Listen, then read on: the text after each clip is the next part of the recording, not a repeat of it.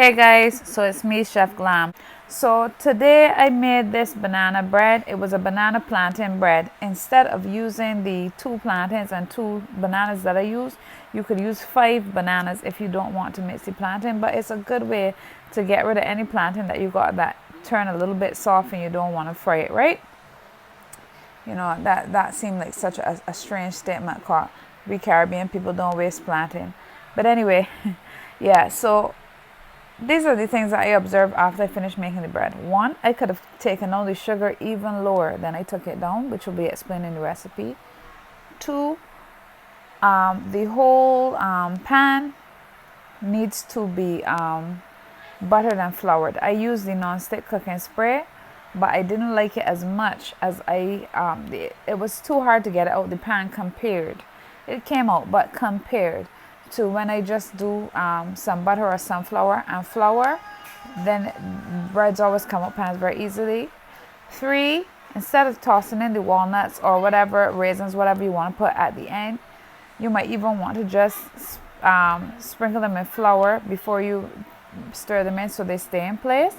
But I was doing a quick recipe, so if you don't want to do that, you could just sprinkle all the walnuts and all that to the top of the bread at the end. So those are the things I observed now that I finish it. But it definitely is a good recipe. I always making these breads from my brain. So now both you and I have a recipe. And I'm often changing up my recipes. So this was a good one. And you can try it out and let me know. But definitely do try it. It's one of them things that is easy to try, right? And that is very moreish. And when you look at the overall cost of what you're going to spend to make this recipe, compared to if you go and buy a cake or slice of cake or something from the supermarket, you will see there's a lot of value in it. You could also make it more healthy by adding like a little bit of oats or some other, substituting some of the flour with a different flour, because this recipe is a recipe that will most likely still come out. Take care, enjoy the recipe. 2 bananas and 2 plantains in here. In this clip, I'm adding 3 whole eggs to 2 bananas and 2 plantains that are being mashed up by the mixer. This is a 1 bowl recipe, so this could have also been done in a normal bowl with a fork. You would just mash the bananas first and then add your eggs, and you just want to get all the bits of egg in there and make sure that it is well incorporated. You're going to still see little bits of banana and plantain. So now I'm going to add 1.5 cups of sugar to this bowl. Normally for 3 cups of flour, you would probably end up using about 2 cups of sugar. But I think that's a bit excessive, especially since you already have some sweetness from the banana going on. And you just allow that to mix in well. Now for my fat in my recipe, I'm going to be using coconut oil. I'm going to put a 1/2 cup of coconut oil in this banana. So I put in the oil. I thought the camera was on. It wasn't. See it there? Okay, now to this mix. I'm making this from scratch. I always make it from my head, but I'm trying to get a recipe so I can post the video. So now for this mix, I'm going to be putting 3 cups of flour into my mixer. And for every cup of flour I put, I'm going to put 1 teaspoon of baking powder, which would mean 1 tablespoon in all. I find if you're using a good quality baking powder, as a rule of thumb, you can usually know that 1 teaspoon of baking powder is good enough for 1 cup of flour. But sometimes if you know it ain't too goody or if you want anything fluff like a fish cake and you want anything, you could throw in a little more, right? But as a rule, usually it comes out pretty good if you do that. All right, so 1,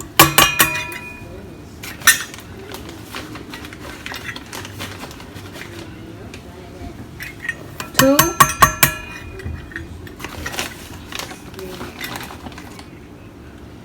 3 cups of flour. This is a quick bread. This is a recipe that you can mix with a whisk, or you can get a fork and mash up everything and mix it yourself. I'm not stressing out myself about this recipe. Make sure your flour is already sifted so you can pelt it in. And we're also going to be throwing in now the baking powder. So for the baking powder, there we go. And now you're going to mix this together. And by not adding any extra liquid as yet, what that's going to do is that if there's any little lumps, that will help them and save me time. Here we're going to add a teaspoon of salt. Never underestimate the power of seasoning. I even add salt to my coffee. Salt is an essential ingredient for most things. It really does enhance the flavor of most things. If you want something to taste correct, it must contain salt. Many cakes' downfall is they are not salted properly. So my sides is well scraped. I'm just going back in there again. It's too thick. You can see. You can tell it's too thick, right? It's not,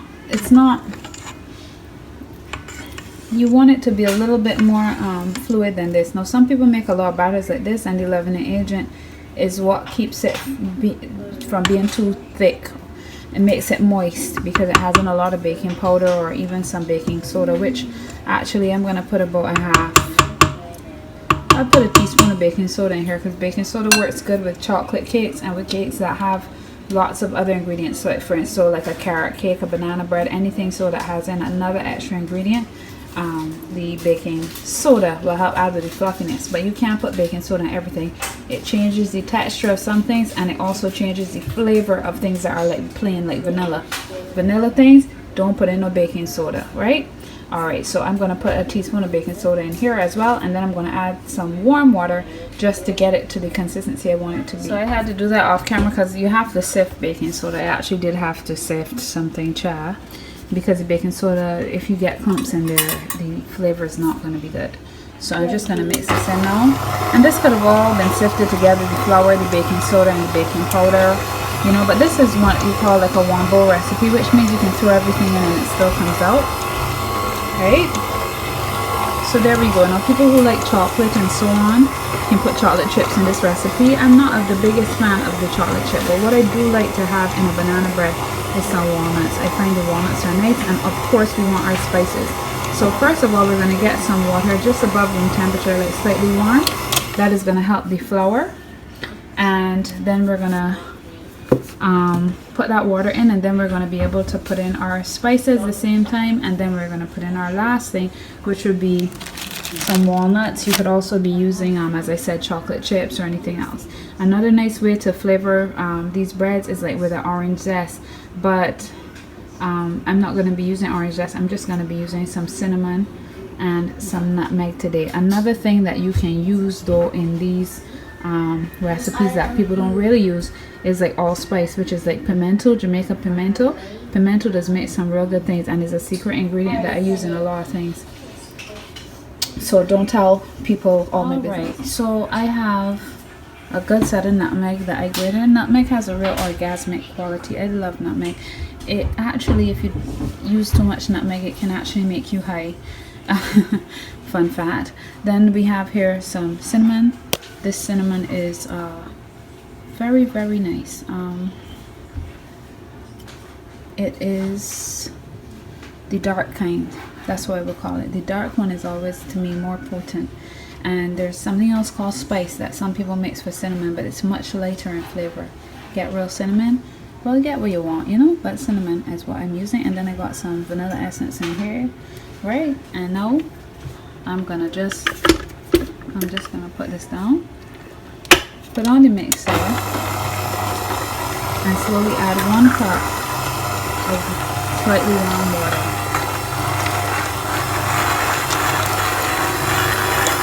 It's gonna get looser, so you can't put in all the water at once. You allow it to incorporate, and then you put in more.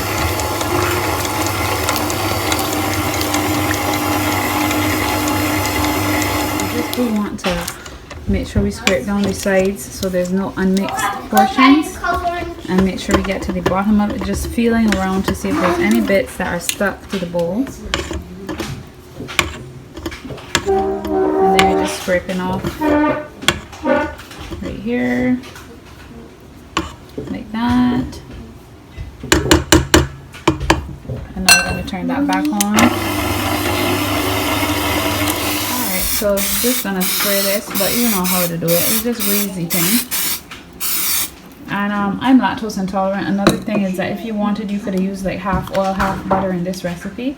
Butter is lovely, it just don't do me good, so I don't bother with it. But the coconut oil is going to be just fine. And now I'm going to pour this into the pan and get it in the oven. It's going to be at 350, and I'm going to leave it in there until it's done. Oh, I didn't remember to show you that we're supposed to be putting some almonds in it. Not almonds, what do I have? I have walnuts, and I like walnuts a lot, so I'm going to just put in them just like this. Some of them are going to be a little bit big, but for the most part I like that, because when you cut it, it gets smaller anyway when you cut the bread, and I like those big dots in it. So I'll put about 2 handfuls there. You see, like I would say maybe a 1/3 cup, maybe a 1/2 cup. Alright, so you're going to put how much you want. This is a 3rd pan that I have done the bread in. A normal pan that people use, you will probably get 2. And I'm just gonna put this in the oven, and I'll show you it when it's finished. Put it on the top rack, but my top rack is basically in the middle. Alright, so we're at about 1/2 an hour now, but the middle is still jiggly. You can just shake it a little and you'll see the middle moving, like, you know, a bumper on Kadoomet. That's not how I want it, so we're gonna wait a little more. This has been in there for 40 minutes. See what I tell you? I just cooked from my head. 40 minutes, it ain't done yet. The middle's still softy. But you can see how sweet it coming along. So y'all, look at the bread. It looked real sweet. But this bread took a whopping 55 minutes. I didn't know it would have taken so long. You could, as I said before, have done it in 2 pans. But it is done. You can press down on it and see it's done. Brown skin. You know I love your brown skin. Look at my bread. Sexy bread. And when I cut it, it looked real sweet, but it got a rest and all of that there. Now it had a transformation, and it's going through some things, so now it just needs to calm down and come and collect itself. And then after the bread has gotten a chance to really just think about its purpose, then we will cut it and then we will eat it. We don't want to cut this bread now when the bread ain't even get a chance to recognize who it really is as yet. Because if you were to do that, then the piece you eat, although it would probably taste good, if it don't burn off your mouth, it also break apart. So that's why you don't cut these things when they're too hot. But yeah, see how sweet it is?